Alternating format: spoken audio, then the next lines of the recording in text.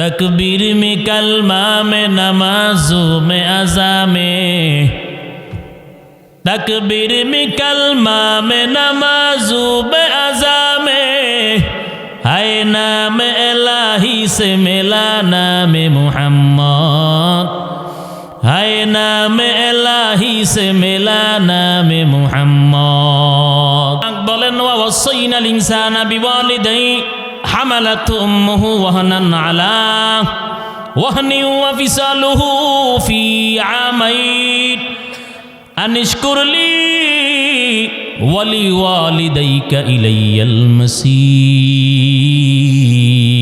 কথা কয় না? যেই বাবা কমরের মধ্যে গামছা বাইদার কলিজার টুকরা যুবক, ও কিশোর ভাই, শরীরের গরম রক্ত পানি করলো। যেই বাবা কমরের মধ্যে গামছা বাইদার কলিজার টুকরা যুবক, ও কিশোর ভাই, শরীরের গরম রক্ত পানি করলো, কপাল থেকে হাজার হাজার ঘাম জড়াইলো। মূর্খ বাবা নিজে কষ্ট করলো, কামলা দিল, তোমারে ডাক্তার ডক্টর ইঞ্জিনিয়ার বানাইলো। আজকে সেই মূর্খ বাবার পরিচয় দিতে তোমার লজ্জা হয়। আল্লাহর কসম, তুমি ইঞ্জিনিয়ার হওয়ার পরেও তোমার বাবার থেকে বড় মূর্খ। কথা কয় না? বড় শিক্ষিত হয়ে গেছো না? মা বাবার সামনে দমক দিয়ে কথা কও, কত বড় মাস্তান তুমি। মৃত্যুর সময় তোমার কালেমা পর্যন্ত নসিব হবে না। আবু হুরায়রা রাদিয়াল্লাহু তাআলা আনহু রহমতের নবী সরওয়ারে দু আলম আল্লাহর নবীর দরবারে গেল, ডাক দিয়া বলে, পয়গম্বর নবী, প্রতিদিন আমি আপনার দরবার থেকে বাড়িতে যাই, মা আমারে বকা দেয়, তবে গতকালকে আপনার দরবার থেকে বাড়িতে যাইতে দেরি হয়, আমার মা আমারে তো বকা দিল, সাথে সাথে নবী আপনারেও বকা দিছে। ইয়া রাসূলুল্লাহ, ইয়া হাবিবাল্লাহ, নবী আমারে গালি দিক, আমার দিলের মধ্যে কোনো কষ্ট নাই, কিন্তু আপনি রহমতের নবীরে যদি কেউ বকা দেয়, নবী আমি কেমনে বরদাস্ত করি, কেমনে আমি আবু হুরায়রা সহ্য করি। এমনেই তো আমার আপনার মায়ার নবীকে সাহাবারা মুহাব্বত করতেন, ভালোবাসতেন। সাহাবারা জমিন থেকে চিরবিদায় হয়ে গেল, নবীর প্রতি ভালোবাসাও খতম হয়ে গেল। আবু হুরায়রা যখন পয়গম্বরের কাছে বলল, ও নবী, আমার মা আমারে বকা দিল, আপনাকেও বকা দিল, আমার আপনার মায়ার নবী রহমতের নবী সরওয়ারে দু আলম নবী ডাক দিয়া বলে, আবু হুরায়রা, তুমি কি তোমার মায়ের বিরুদ্ধে আমার কাছে কমপ্লেইন করো নাকি, বিচার দিলা নাকি? নবী প্রশ্ন করলেন, তুমি কি তোমার মায়ের বিরুদ্ধে আমার কাছে বিচার দিলা নাকি? আবু হুরায়রা ডাক দিয়া বলে, পয়গম্বর, আমার মায়ের বিরুদ্ধে আপনার কাছে বিচার দিলাম না, তবে আপনি আল্লাহর কাছে আমার মায়ের জন্য হেদায়েতের দোয়া করেন। আপনি যদি আমার মায়ের জন্য আল্লাহর দরবারে হেদায়েতের দোয়া করেন, আল্লাহ পাক আমার মাকে দিনের সহি বুঝদান করবে। আমার আপনার মায়ার নবী রহমতের নবী সরওয়ারে দু আলম মালিকের দরবারে দুইটা হাত বাড়াইয়া আবু হুরায়রার মায়ের জন্য আল্লাহর নবী দোয়া করতেছেন, হেদায়েতের দোয়া। আর আবু হুরায়রা বাড়ির দিকে দিছে দৌড়। সাহাবারা জামার মধ্যে টেনে ধরল, আর বলতে আছে, ও আবু হুরায়রা, আল্লাহর নবী তোমার মায়ের জন্য দোয়া করতেছেন, আর তুমি নবীর দোয়া খামখিলি মনে করো, অবহেলা কইরা দৌড়াও কেন? আবু হুরায়রা ডাক দিয়া কয়, আমার বন্ধুরা ও আমার সাথীরা, আমি আমার মায়ার নবীর দোয়া খামখিলি মনে করি না। আমি আবু হুরায়রা আজকে প্রমাণ করতে চাই, আমার নবীর দোয়া আমার বাড়িতে আগে যায় নাকি আমি আবু হুরায়রা আমার বাড়িতে আগে যাই। আবু হুরায়রা রাদিয়াল্লাহু তাআলা আনহু বাড়ি দরজার সামনে দাঁড়াইয়া দরজার মধ্যে নক করল। অন্যান্য দিন যখন জানতে পারে আবু হুরায়রা দাঁড়াইছে, মা বকা দেয়, গালি দেয়।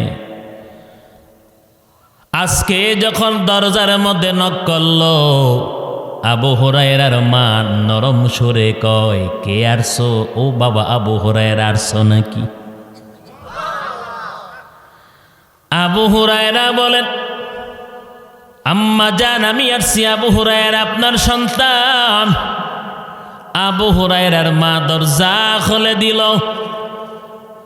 আবু হুরায়রার মা দরজা খুইলা সন্তানরে বসাইয়া মা ডাক দিয়া কয়, রে সন্তান, আজকে যখন তুমি আমার বাড়ি থেকে নবীর দরবারে যখন গেলা, আমার কলিজার মধ্যে এমন একটা আগুন জ্বলা আরম্ভ করল।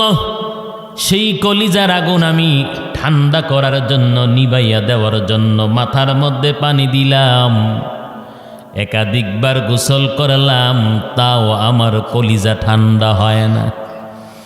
কতবার আমি গোসল করলাম, মাথায় পানি দিলাম, আমার কলিজার আগুনটা ঠান্ডা হয় না, কলিজা আমার ঠান্ডা হয় না।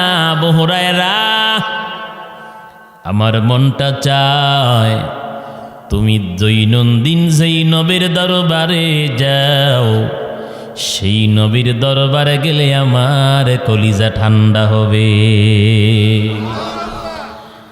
হাজার হাজার কাফের বেঈমানের দল আমার আপনার মায়ার নবীর না দেখিয়া নবীরে কত গালমন্দ করছে। ও এলাকার মুসলমান, আল্লাহর গোলাম, ও কুরবানপুরের আমার যুবক, ও পর্দার অন্তরালের মা, হাজার হাজার কাফের বেঈমানের দল আল্লাহর নবীরে না দেইখা পাষণ্ড দুষ্ট আবু জাহেল, আবু লাহাবের কথা শুইনা আমার আপনার মায়ার নবীরে কত গালমন্দ করছেনি।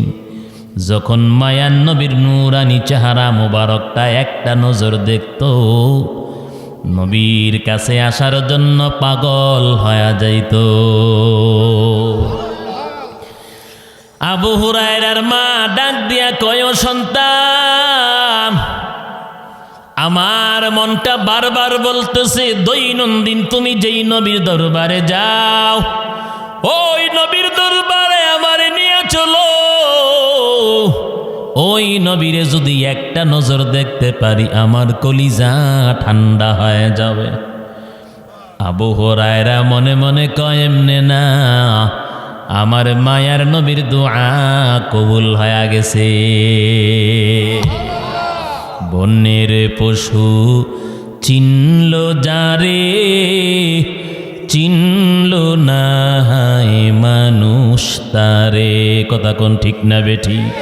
বনের পশু চিনল যারে, চিনল না মানুষ তারে।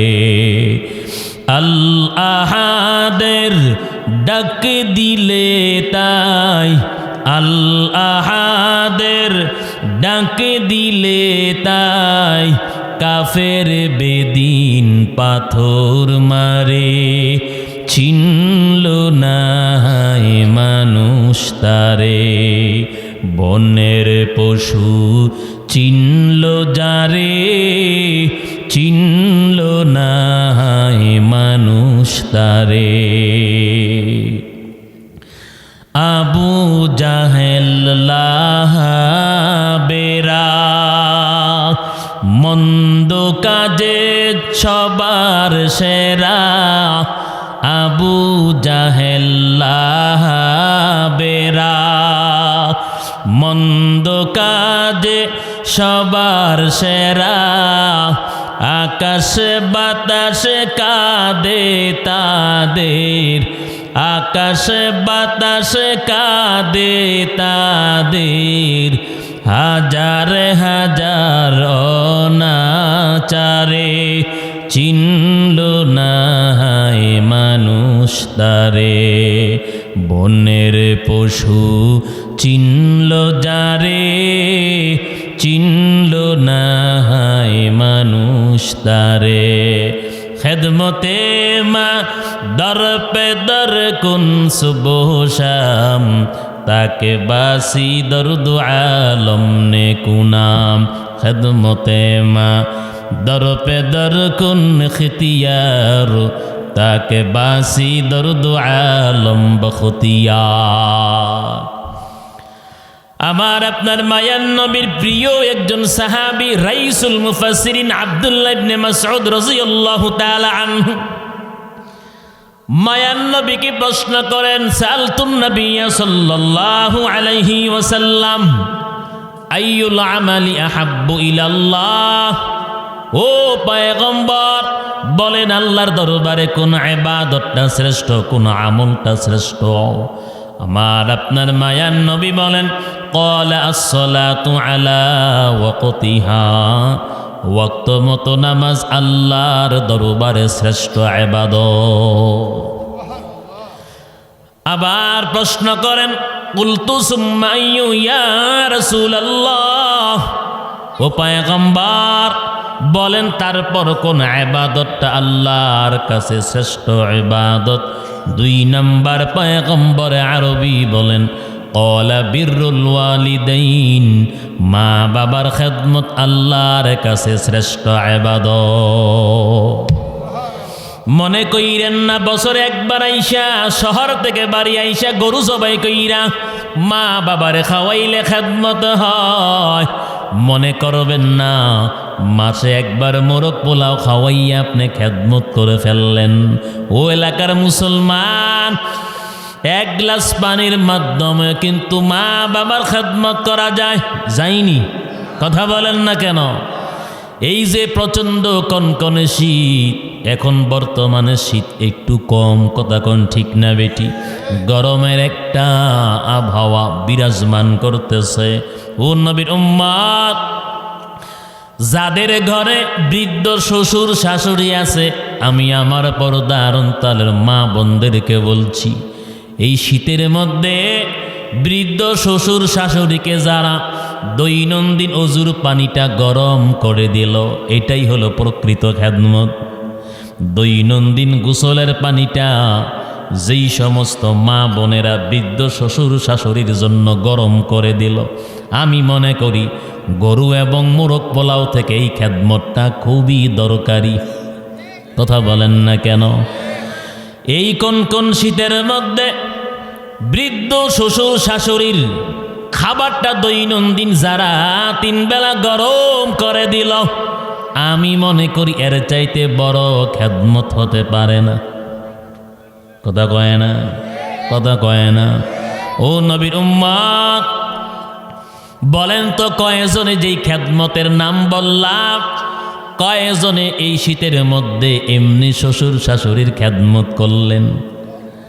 বরঞ্চ খেদমত করবে তো দূরের কথা, নিজের আপন স্বামীরে আব্বা আম্মার উপর চড়াও করে দেয়, লেলিয়ে দেয়। কথা কয় না? কথা কয় না? কত মহিলা আছে স্বামীর অনুপস্থিতিতে শ্বশুর শাশুড়ির সাথে যদি সামান্য একটা বিষয় নিয়ে কথা কাটাকাটি হয়, যখন স্বামী বাড়িতে আসে নিমাইয়া নিমাইয়া গুনগুন করে কান্নার করে, নাটক করে, অভিনয় করে, চোখে পানি নাই কিন্তু কান্নার অভিনয় করে ভান করিয়া শ্বশুর শাশুড়ির কাছ থেকে নিজের আপন স্বামীরে আলাদা করার জন্য একটা নাটক করে নিকন কথা কন। পর্দার অন্তরের মা, ওই কুমিল্লা শহর থেকে আপনাকে কুরবান পরে মিথ্যা বলার জন্য চিল্লাইতে আসি নাই গো মা। যদি আপনার স্বামীকে তার আব্বা আম্মার কাছ থেকে আলাদা করার জন্য নাটকীয় কান্না কাঁদেন, আল্লাহর কসম এমন একটা সময় আসবে আপনি সত্যিকারের কান্না কইরাও শেষ করতে পারবেন না। ছোট্ট বালক ইউসুফ আলাইহিস সালাতু ওয়াস সালাম, বনি ইসরাইলের জাতি এত খারাপ, তাদের মতন খারাপ জাতি জমিনের মধ্যে এসেছিল আর জীবনে কোনোদিন আসবে না। বাবার কাছ থেকে মিথ্যা কথা বলে ছোট ভাই ইউসুফকে ছিনাইয়া নিয়ে গেল, খেলার কথা বলে মজা কিনে দেবে। বাবার বুক থেকে ইউসুফ আলাইহিস সালাতু ওয়াস সালাম ছোট্ট বালক কেড়ে নিয়ে গেল। কেন কেন কেন? এখানে অবশ্যই কারণ আছে। বনি ইসরাইল জাতি খুব মারাত্মক। তারা চিন্তা করলো আমগো বাবা শুধু ইউসুফরে শুধু আদর করে কাছে রাখে, আমগরে দূরে রাখে। শেষ পর্যন্ত দেখা যাবে বাবার সম্পত্তির ভাগও আমরা পাবো না।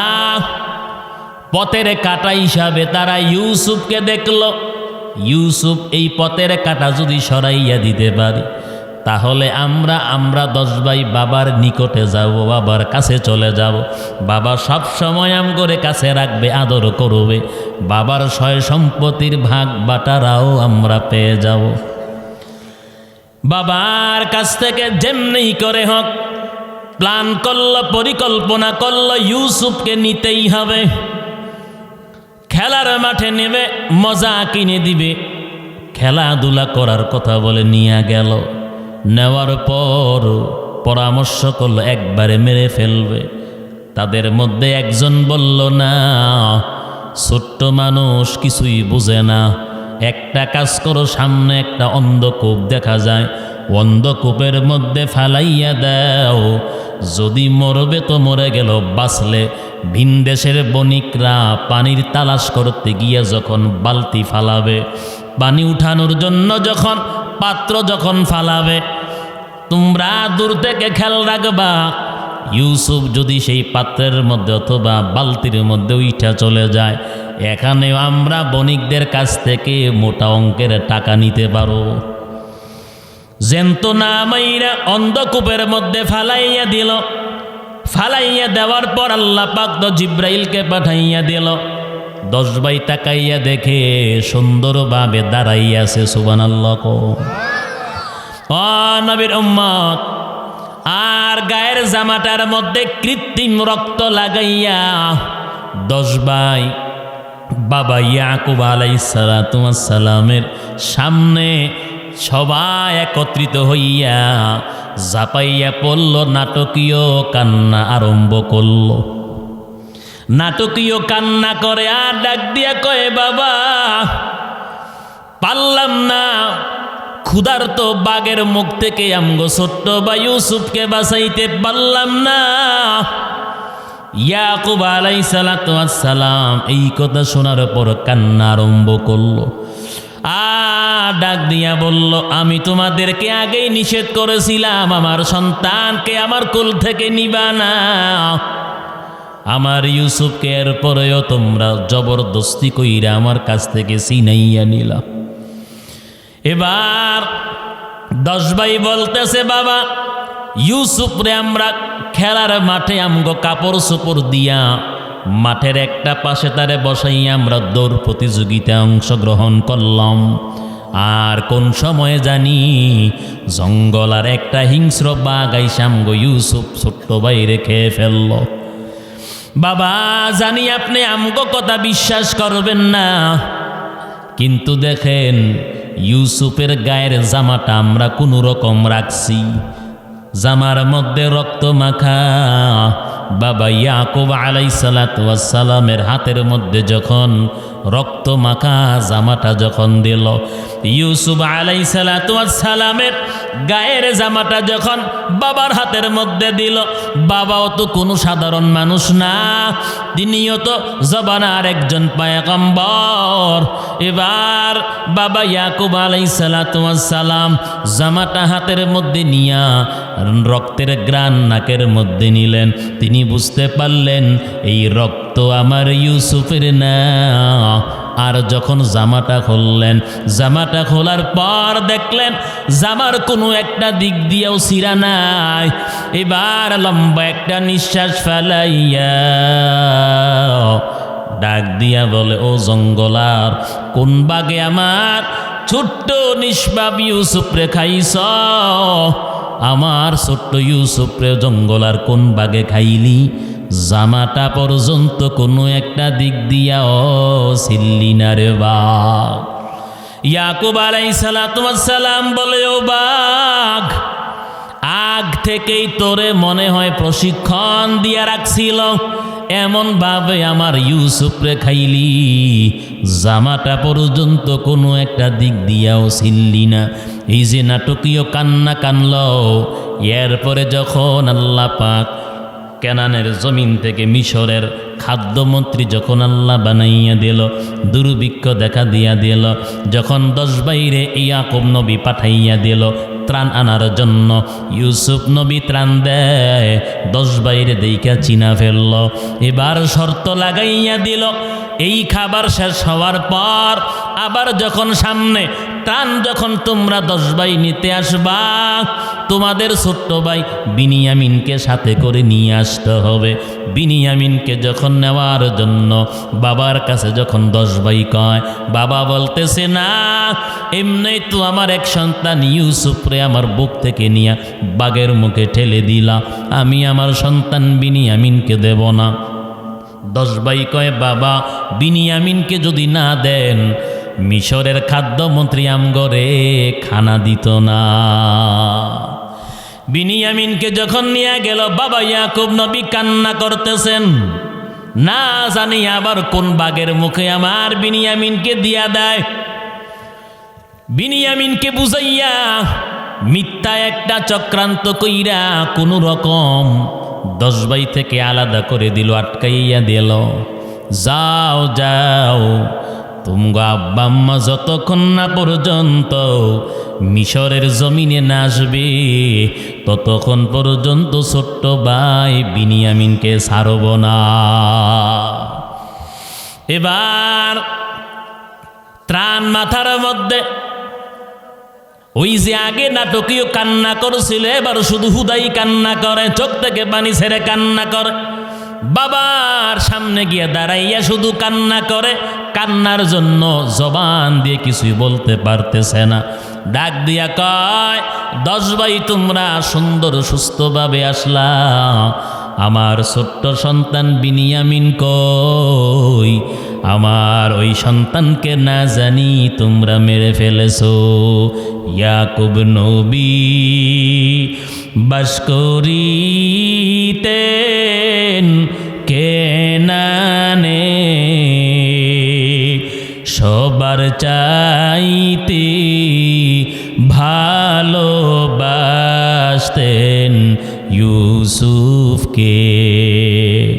ইয়াকুব আলাইহিস সালাম শক্ত হয়ে গেল, বিশ্বাস করে না। 10 ভাই ডাক দিয়ে কয়, বাবা আমরা জানি আপনি বিশ্বাস করবেন না।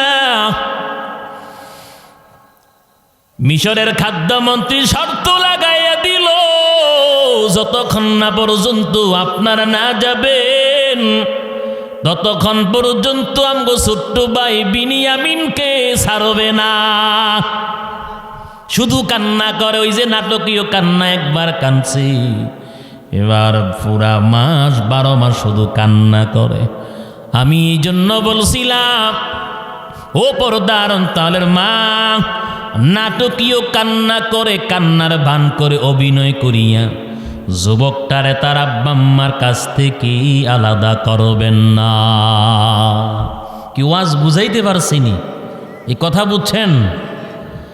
খবরদার সাবধান, বৃদ্ধ শ্বশুর শাশুড়ির যদি একটু খেদমত করেন, নিজের আপন আব্বা আম্মা মনে করিয়া তারা যখন নামাজ পড়িয়া আল্লাহর কাছে হাত উঠাইয়া যখন দোয়া করবে, অবশ্যই দোয়ার মধ্যে আপনার নাম নিয়েও দোয়া করবে।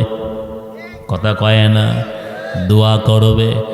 ও পর্দার অন্তরালের মা, আল্লাহ পাক আপনাকেও তো সন্তানের মা বানাইল। ও কলিজার টুকরা যুবক, আল্লাহ তো আপনারেও ছেলে সন্তান দান করল। আপনি আপনার আব্বা আম্মার করবেন। আপনার সন্তান বড় হইয়া যখন আপনার ঘরে আপনার পুত্রবধূ আসবে, আপনার পুত্রবধূ কিন্তু এমনই করবে। আমার আপনার মায়ান নবী, রহমতিন নবী, সরওয়ারে দু আলম, সিয়াসিত্তার সমস্ত হাদিসের কিতাবের মধ্যে হাদিসটা বর্ণিত, মেশকাত শরীফের লম্বা হাদিস।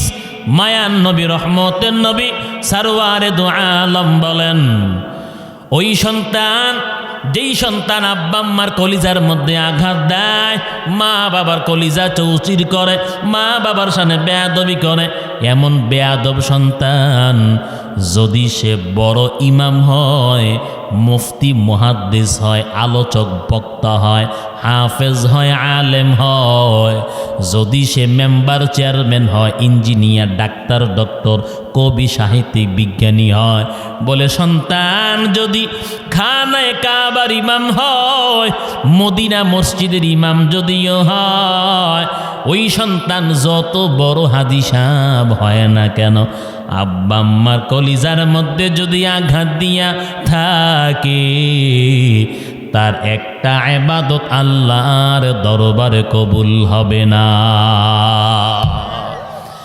ইবাদত আল্লাহর দরবারে কবুল হবে না, এই তো আছে রে যুবক। সামনের দিকে ইবাদত করার যে একটা মন লাগে, সেই মনটা আমার মালিক কুদরতি ভাবে কেটে দিবে, নষ্ট করে দেবে। এই জন্য মুয়াজ্জিন আযান দেয়, হাইয়া আলাস সালাহ, হাইয়া আলাল ফালাহ। ইমাম সাহেব মাত্র 2-4 জন নিয়া কোন রকম জামাতে নামাজ পড়ে, অথচ এলাকার মধ্যে শত শত নওজোয়ান যুবক একটাও মসজিদে যায় না। কোন রকম জুমার নামাজটা পড়তে পারলেই হয়, আর বছরে 2টা ঈদের নামাজ পড়তে পারলেই হয়। কথা কয় না? আতিনা ফি দারে দুনিয়া না হাসান, আতিনা ফি দারে উকবানা হাসান, ইয়া গিয়াসাল মুস্তাগীথিন হাদিনা লাফতেখারা বিল উলুমে ওয়াল গিনা। সামনের দিকে ইবাদত করার যে একটা মন, প্রত্যেকটা কর্ম করার আগে আগে মন তৈরি করতে হয়। আপনার মন চাইলে, আপনি মনটা যদি চায়, আপনি সকালবেলা বাজারে যাবেন, কথা কোন ঠিক না বেঠি? মনটা যদি খারাপ হয়, পুরাটা দেহ খারাপ হয়ে যায়। মনটা যদি দুর্বল হয়, পুরাটা অঙ্গ দুর্বল হয়ে যায়, কথা কোন ঠিক না বেঠি? বিবি ডাক দিয়া কয়, স্বামী আমার তাড়াতাড়ি বাজারে যাইতে হবে, ঘরের ভিতরে মাছ নাই, তরকারি নাই। স্বামী ডাক দিয়া কয়, বিবি আমার আজকে আমার মনটা ভালো না, আমি অন্যদিন তোমারে বাজার কইরা দেব। আমার মালিক বলেন, আব্বা আম্মার সাথে বেয়াদবি করার পরিণতি হলো একটা সেজদা আল্লাহর দরবারে কবুল হবে না। সমাজের যত বড় দানবীর যদিও হও, আল্লাহর নবী বলেন তোর একটা দান কবুল হবে না। জীবনভর নামাজ পড়লা, জিকির করো, রমজান মাসে রোজা পালন করো, কোরআন পড়ো, তুমি যত বড় কারি সাহেব হও না কেন, তোমার তেলাওয়াত আমার মালিকের দরবারে কবুল হবে না। বলে কেন? নবীজি বলেন, রেজার রব্বি ফি রেজাল ওয়ালিদি ও সাখতুর রব্বি ফি সাখতিল ওয়ালিদ। আব্বাম্মার সন্তুষ্টি আমার মালিকের সন্তুষ্টি। আব্বাম্মা যদি, মাতা পিতা যদি কোনো সন্তানের উপর অসন্তুষ্টি থাকেন, আমার মালিক সেই সন্তানের উপর অসন্তুষ্ট হয়ে যায়। বড় একজন হাজী সাহেব 10 বছর বাইতুল্লাহ ঘুরে খানে কাবা তাওয়াফ করে, 10 বছর যে হজ করে। হাজী সাহেব বড় না ছোট? কথা কয় না। এখন তো প্রতি বছরে হজ করতে পারলে কয় বড় হাজী সাহেব, একবার করলো কে ছোট হাজী। কয় বেটা একবার গেছে, আমি 50 বার। কয় বছরে 2-4 বার আসা যাওয়া করি, উমরা বাদ দিই না। কথা কয় না। 10 বছর বাইতুল্লাহর গিলাফ ধরে ঘুরে খানে কাবা তাওয়াফ করে হজ করে, কলিজার মধ্যে শান্তি নাই, মনের মধ্যে কোনো তৃপ্তি নাই, মনটা শান্ত হয় না, মনটা প্রশান্তি পায় না। বাইতুল্লাহর সামনে দাঁড়াইলে চোখের পানি ধরে রাখা যায় না, কলিজা ঠান্ডা হয়ে যায়। কথা কয় না। আমার নবী রওজার সামনে দাঁড়াইলে জীবনে যত ব্যথা কলিজার মধ্যে, সমস্ত ব্যথা মুহূর্তের মধ্যে বান্দাবান্দি ভুলে যায়। কথা কয় না। কিন্তু সেই আল্লাহর বান্দা 10 বছর বাইতুল্লাহ তাওয়াফ করে হজ করে, মনের মধ্যে কোনো শান্তি নাই। বাইতুল্লাহ তালাশ করতে করতে বড় একজন বুজুর্গানে দিন আল্লাহর ওলিকে বের করলো, ডাক দিয়া বলে, ও আল্লাহর ওলি, দীর্ঘ 10 বছর পর্যন্ত বাইতুল্লাহ ঘুরি, কিন্তু আমার দিলের মধ্যে কলিজা শান্তি পায় না। আমি কোনো শান্তি পাই না, আমার কোনো তৃপ্তি হয় না। কারণ বাইতুল্লাহ এমন একটা জিনিস, যে বাইতুল্লাহর ভিতরে হাজরে আসওয়াদ পাথর আছে না নাই? পাহাড় পরিমাণ গুনাহ নিয়া কোনো বান্দা বান্দি যদি হাজরে আসওয়াদ পাথরের মধ্যে ঠোঁট লাগাইয়া চুমু দেয়, আমার মালিক তার সমস্ত গুনাহ হাজরে আসওয়াদ পাথর টেনে টেনে তারে নিষ্পাপ মাসুম বানাইয়া দেয়।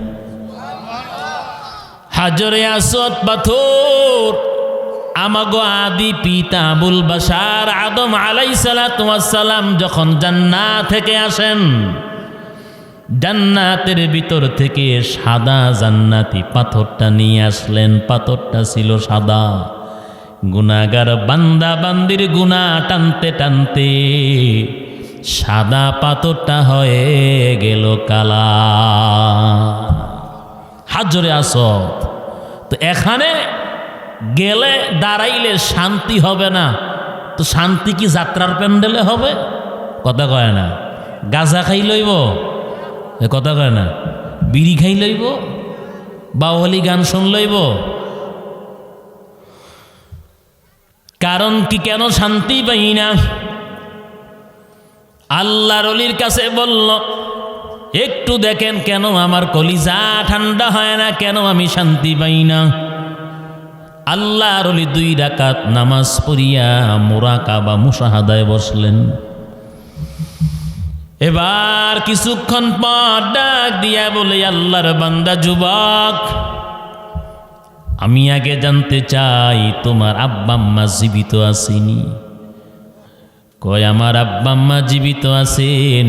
কয় যোগাযোগ আসেনি? 10 বছরের ভিতরেও কোনোদিন যোগাযোগ করি না।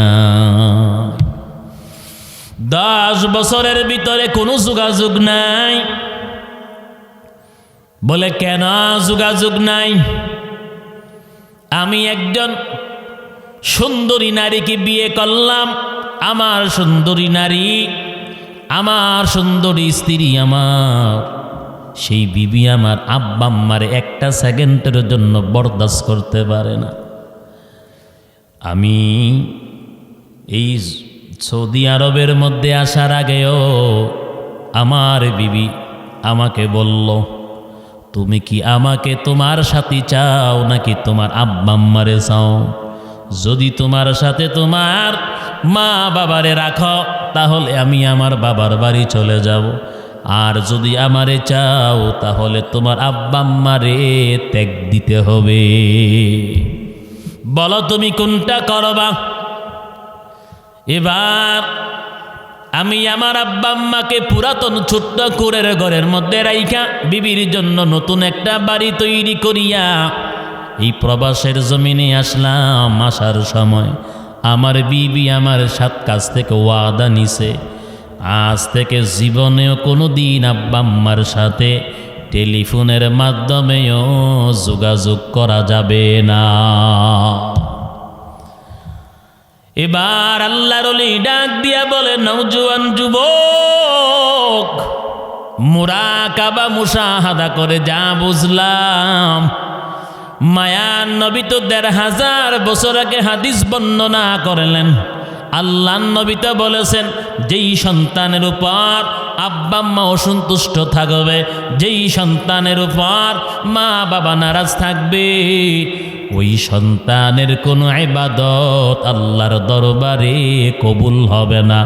ইবাদতের মধ্যে তৃপ্তি আসবে না, সামনে ইবাদত করার মনটা আমার মালিক নষ্ট করে দিবে। আল্লাহর ওলি ডাক দিয়া কয়, যাও যাও, তাড়াতাড়ি বাড়িতে চলে যাও, মা বাবার খোঁজ খবর নাও। তাড়াতাড়ি বাড়িতে যাও রে যুবক, মা বাবার খোঁজ খবর নাও। তুমি তো জানো না, মায়ার নবী বলেন আব্বা আম্মার খেদমতের মাধ্যমে জান্নাত পাওয়া যায়, মা বাবার সাথে বেয়াদবি করলে জাহান্নামে দগ্ধ হওয়া লাগবে। আমার আপনার মায়ার নবী, রহমতের নবী, সারওয়ারে দু আলম, নবীর দরবারে একজন সাহাবী আইসা বলে, উজাহিদু ইয়া রাসূলুল্লাহ, ও নবী, আমি আপনার সঙ্গে যুদ্ধের ময়দানে যাব। নবীর সাথে যুদ্ধের ময়দানে যাবে, জীবনটা দেবে। সাহাবাই কেরাম আনন্দে চিত্তে দৌড়াইয়া বেঈমানদের মোকাবেলায় ময়দানে ঝাঁপাইয়া পড়তেন। মায়ার নবী বলেন, ক্বালা লাকা বাওয়ানে, বলো তোমার আব্বা আম্মা আছেনি? সাহাবী বললেন, ক্বালা নাআম ইয়া রাসূলুল্লাহ, নবী আমার আব্বা আম্মা আছেন। কারণ নবী জানতেন তার মা বাবা বৃদ্ধ, তারে ছাড়া দেখার মতন কেউ নেই। নবীজি বললেন, ক্বালা ফাফিহিমা ফাজাহিদ, যাও সাহাবী বাড়িতে চলে যাও, মা বাবা দুইজনের মধ্যে জিহাদ করো। এর ব্যাখ্যায় মুফাসসিরিনে কেরাম বলেন, আব্বা আম্মা দুইজনের খেদমত করো। মা বাবার খেদমতের প্রয়োজন কখন হয়? যখন মা বাবা বৃদ্ধ হয়ে যায়, দুর্বল হয়ে যায়। কত বড় মাস্তান, কত বড় বাহাদুর তুমি! মনে রাখো, পৃথিবীর প্রত্যেকটা জায়গায়, প্রত্যেকটা সেক্টরে তুমি বড় আমির হইতে পারো, মা বাবার কাছে তুমি সন্তান। কথা কয় না? ভাব নিও না আব্বা আম্মার কাছে, ফাটলেও না। কথা কয় না? ভাব নেওয়ার জায়গা অন্য জায়গায় ভাব নিও, শ্বশুর বাড়িতে গিয়া। এখন তো এমন এক অবস্থা, এমন যুগ, শাশুড়িকে মা ডাকতে ডাকতে হ্যাঁ মুখ দিয়ে ফেনা বের করে, অথচ মাসে আম্মারে, নিজের আপন মারে আম্মা কইয়া ডাক দেয় না। শ্বশুর বাবারে বাবা কইতে কইতে হ্যাঁ মুখ বাঁকা কইরা লায়, গলা শুকাইয়া যায়। নিজের আপন আব্বারে কয়, কি তো কেমন আছো?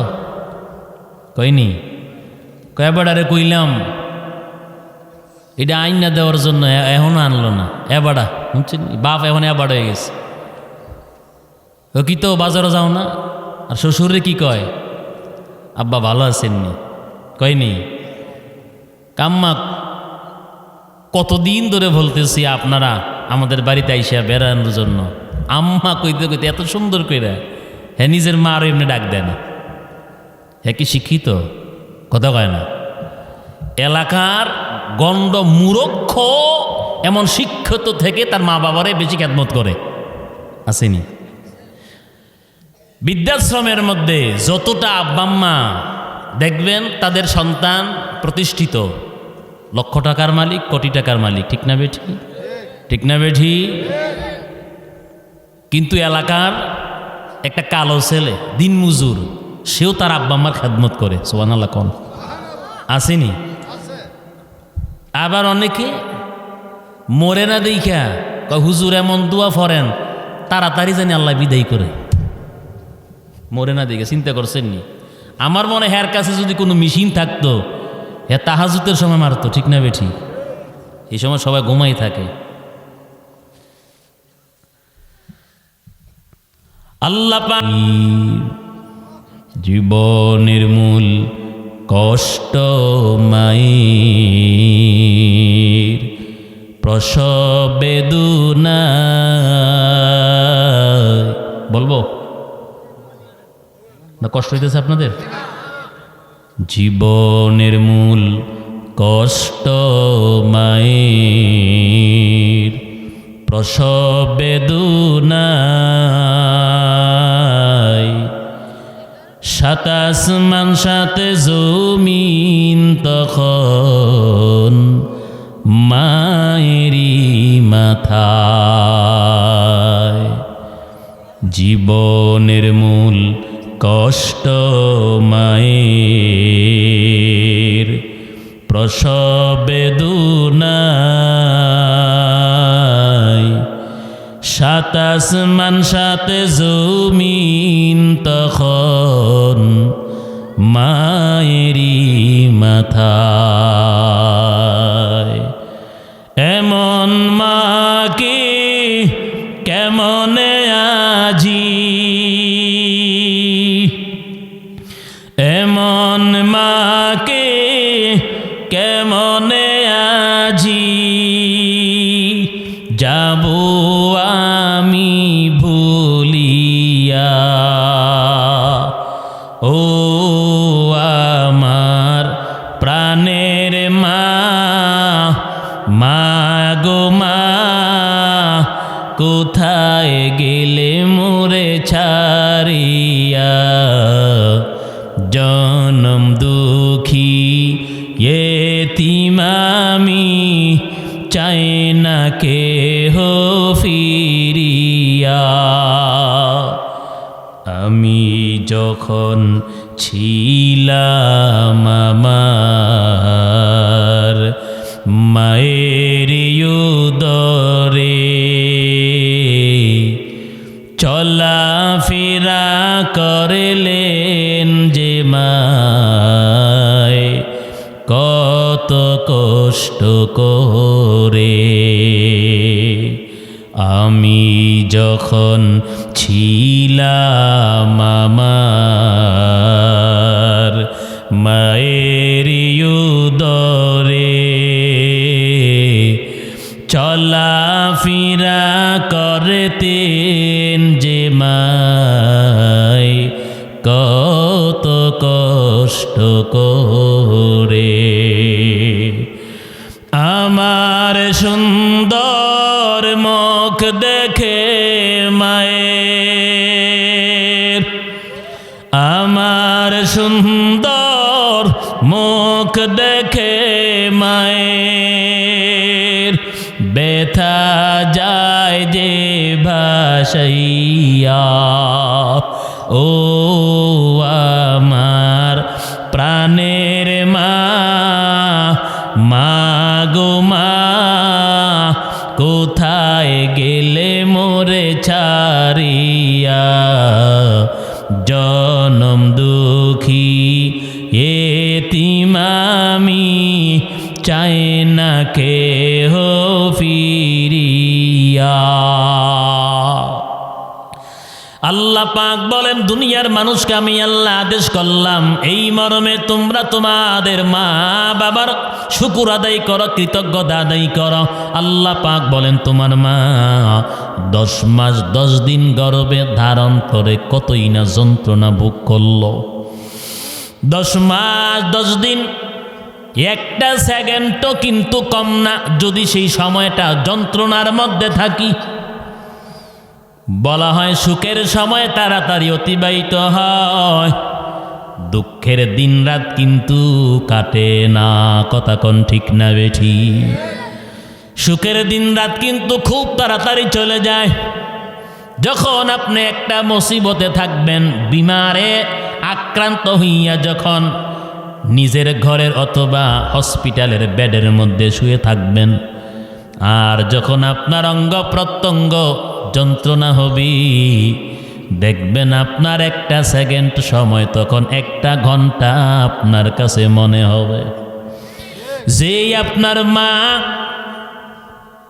খাবার বাহিরে আউটলাইনে কত কিছু পছন্দ করত, যখন আপনি সন্তান মায়ের গর্ভে আসলেন, আপনার মা ডাক্তারের পরামর্শ নিয়া অনেকগুলো খাবার বর্জন করলো।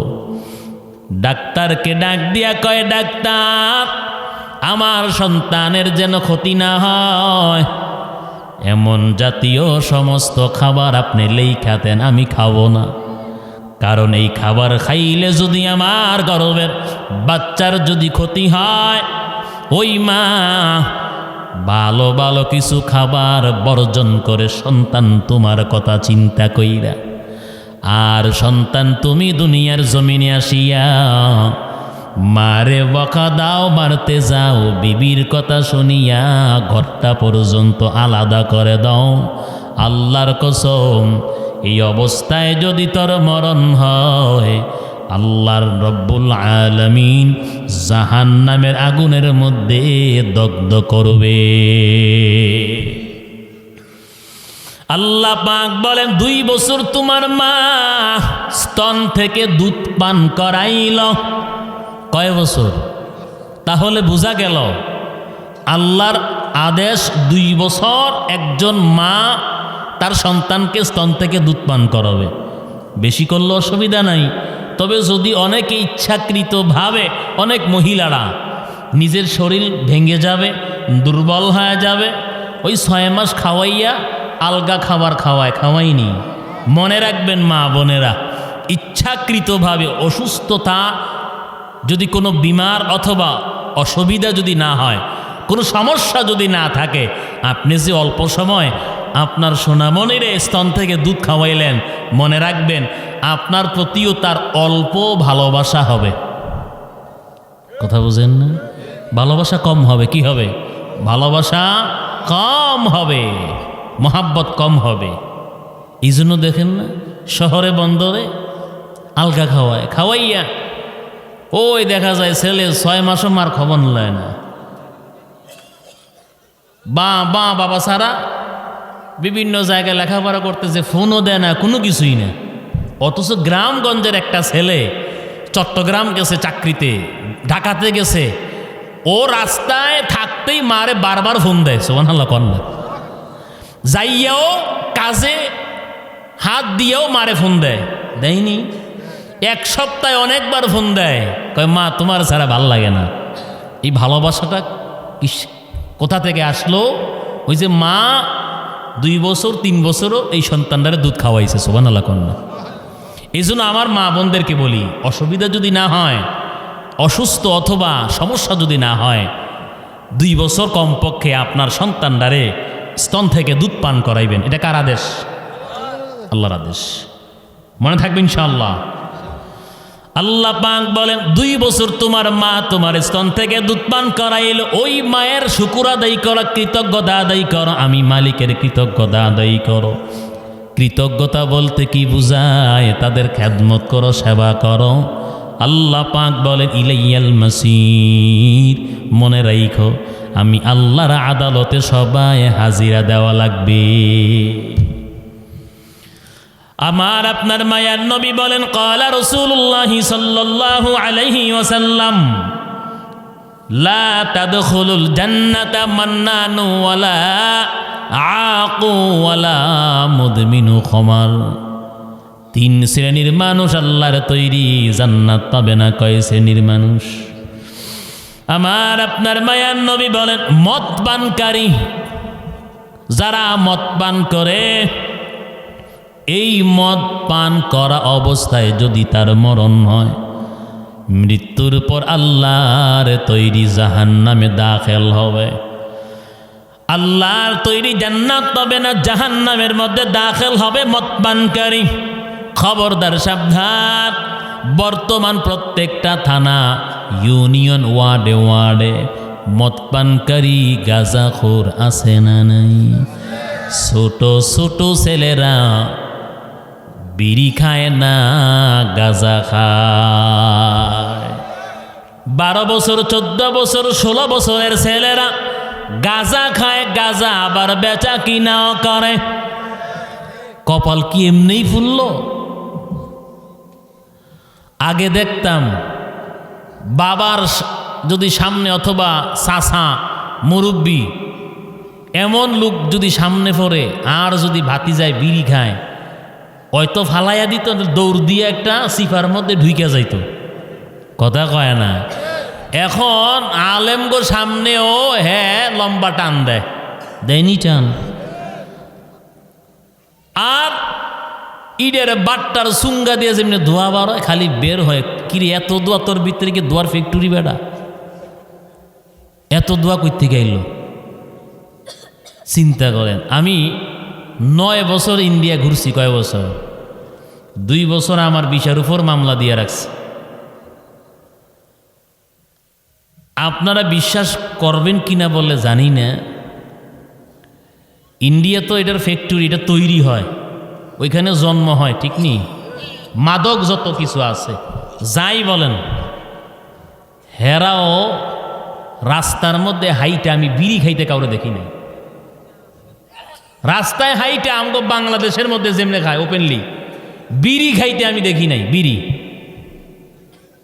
ওরা খায় গোপনে, পার্সোনালি একটা জায়গার মধ্যে গিয়া খায়। বাঙালি থেকে বেশি খায়, খায় না? কিন্তু আমগো বাংলাদেশের মানুষের মতন এইভাবে তারা অসভ্য বেয়াদবের মতন খায় না। কি ওরা কি সভ্য?